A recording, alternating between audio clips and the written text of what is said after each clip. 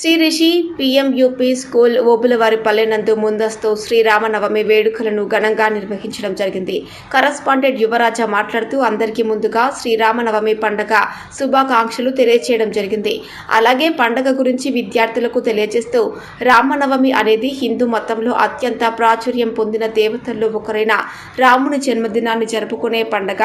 దీనిని విష్ణువు యొక్క 7వ అవతారం అని కూడా పిలుస్తారు.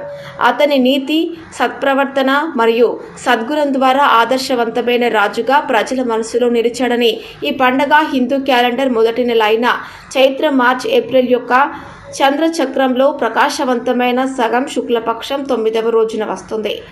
హెచ్ఎం దామోదరవల్లి మాట్లాడుతూ మా పాఠశాల యందు విద్యార్థులకు శ్రీరామనవమి ఏ విధంగా జరుపుకోవాలని, శ్రీరాముని వేషధారణలో విద్యార్థులు చూడటానికి ఎంతో చక్కగా ఉన్నారని, ఈ రోజుల్లో పల్లెల్లో చేసుకునే పండుగలను శ్రీరామనవమి ఎంతో గొప్ప పండుగ అని ఆమె తెలియచేయడం జరిగింది. ఈరోజు జరుపుకునే వడపప్పు, బెల్లం పానకం చేసి విద్యార్థులకు ఇవ్వడం జరిగింది. విద్యార్థులు ఎంతో ఆనందంగా, ఉత్సాహంతో పాల్గొనడం జరిగింది. కార్యక్రమంలో విద్యార్థులు, ఉపాధ్యాయులు, వారి తల్లిదండ్రులు ఎంతో ఆనందంగా పాల్గొనడం జరిగింది.